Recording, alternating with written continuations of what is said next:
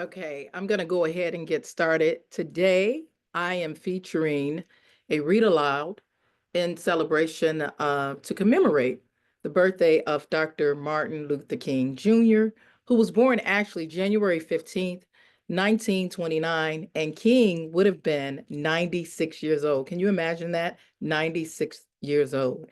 And even though his life was cut short by um, his assassination, he lived a life that was full, and more importantly, he lived a life of big words. Not only did he speak big words, he walked in big words.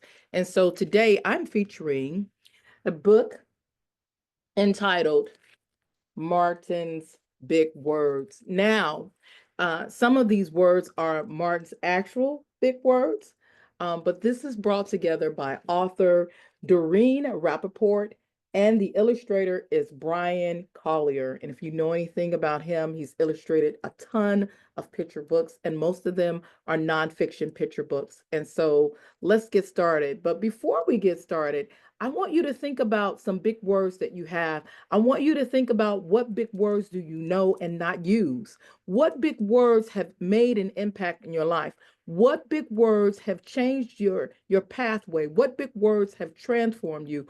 What big words has set a flame underneath you so that you're like, I love these big words. And so I want you to think about what that means to have big words, big words. And I see now that there are some who are coming in.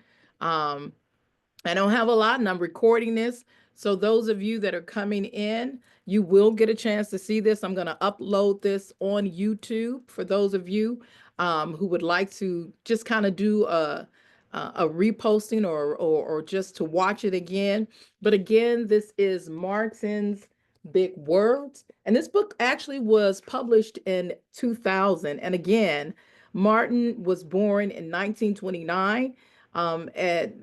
This year he would have been 96 years old, so 4 years shy of 1 century. So his life is a legacy, but also all of those who are reminded about what he stood for and what his life was all about. And so again, this book is not only a Caldecott award winning book, and if Caldecott is an award-winning book for those who were the illustrators, have shown exemplary work. But this is also a Newbery Award book.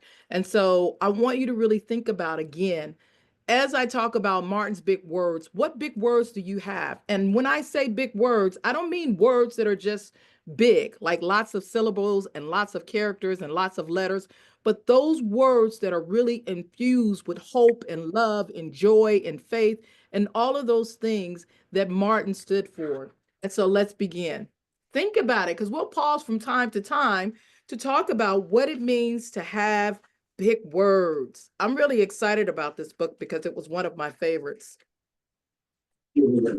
Everywhere in Martin's hometown, he saw the signs. The sign said white only. His mother said these signs were in all southern cities and towns in the United States. Every time Martin read the words, he felt bad until he remembered what his mother said. His mother told him, "You are as good as anyone." And here we can see there is Martin with his mother reading those words that didn't make him feel so good. In church, Martin sang hymns, he read from the Bible, he listened to his father preach. These words made him feel good. When I grow up, I'm going to get big words too. And there you have Martin as a little boy sitting in the pew with his mother, reading the Bible, really, really digesting those big words that he would use later. Martin grew up. He became a minister like his father, and he used the big words he had heard as a child from his parents and from the Bible. Everyone can be great. These are the big words of Martin. And there you see him. And those of you who've read about Martin and his history, his biography, you know that he was a brilliant young man. graduating at the age of 16, going on to theology school to earn a doctorate. So certainly in order to do that, he had to know, understand, and walk in big words. He studied the teachings of Mahatma Gandhi. He learned how the Indian nation won freedom without ever firing a gun. Martin said love when others said hate. Hate cannot drive out hate. Only love can do that. I always remind students that Martin studied a lot. So Martin studied Mahatma Gandhi, and Gandhi studied Thoreau. And so another person who actually studied the teachings of Mahatma Gandhi was the president of South Africa, who was imprisoned for decades, and that is Nelson Mandela. And so there's a current, there's a line, there's a vein that's running through some of these leaders who stood for social justice. But I want you to think about when Martin said, hate cannot drive out hate. Only love can do that.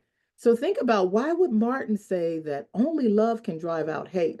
Sometimes in our lives, when someone gives us a certain type of energy, we feel like, I need to return that energy, but not so. Martin said love is the only thing that can drive out hate. He said together when others said separate. He said peace when others said war. Sooner or later, all the people of the world will have to discover a way to live together. These were the words of Martin. These were the words of Martin. In 1955, on a cold December day in Montgomery, Alabama, Rosa Parks was coming home from work. A white man told her to get up from her seat on the bus so he could sit. She said no and was arrested. Montgomery's Black citizens learned of her arrest. It made them angry. They decided not to ride the buses until they could sit anywhere they wanted. And so thus began the origins, the genesis of the Montgomery bus boycott.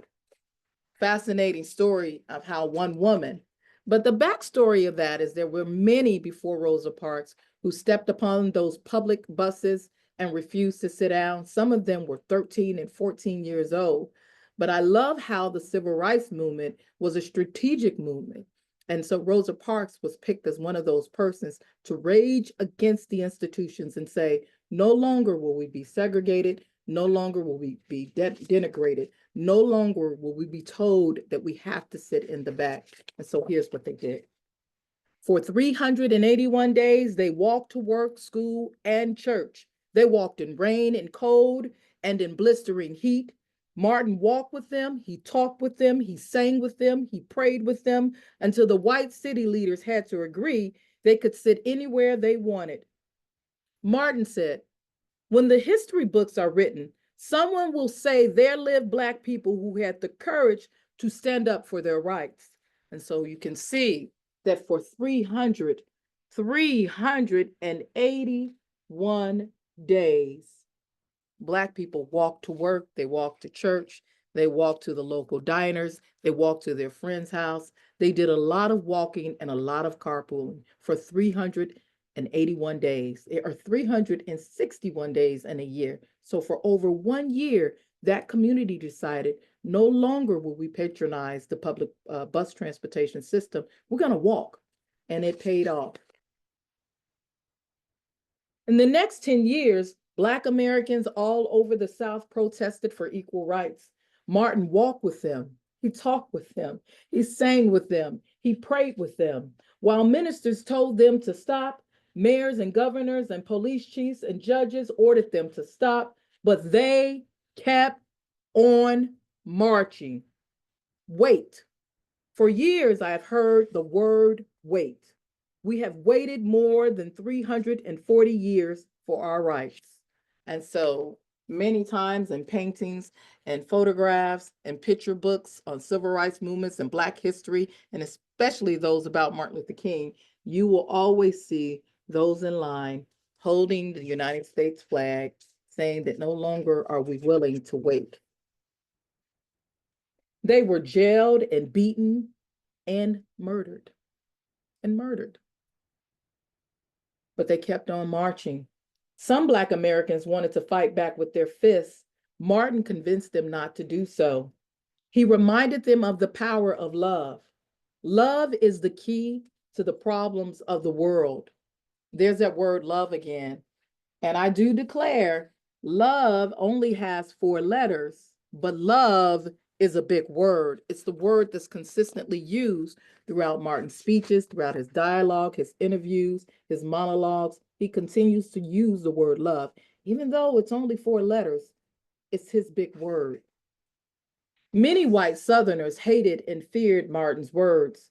A few threatened to kill him and his family. His house was bombed, his brother's house was bombed, but he refused to stop. So let's think about that. Let's think about the domestic terrorism that happened to King's family. The fact that his home was bombed, that his brother's home was bombed. There were several others who lived in the southern states who had crosses burned in their lawns, who had people in their family who were lynched, who had storefront churches that were bombed, but they continued to march. Remember, if I am stopped, this movement will not be stopped because God is with this movement. And so this is the great part about Dr. Martin Luther King Jr., that even though he saw himself as a leader and a visionary, he understood that the mission and the movement was greater than himself. And that even though he sacrificed and that he stood firm on his principles, there had to be momentum in the movement. In order for a movement to continue, there has to be a moving and a momentum. And King stood firm on those principles. The marches continued, more and more. Americans listened to Martin's words. He shared his dreams and filled them with hope. I have a dream that one day in Alabama, little Black boys and Black girls will join hands with little white boys and white girls as sisters and brothers. After 10 years of protests, the lawmakers in Washington voted to end segregation. The white-only signs in the South came down.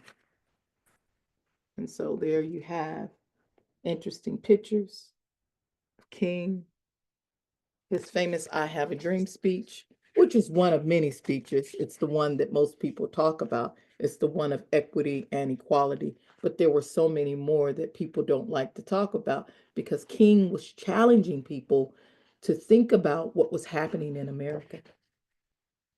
Dr. Martin Luther King Jr. cared about all Americans. He cared about people all over the world, and people all over the world admired him. In 1964, he won the Nobel Peace Prize. He won it because he taught others to fight with words, not fists.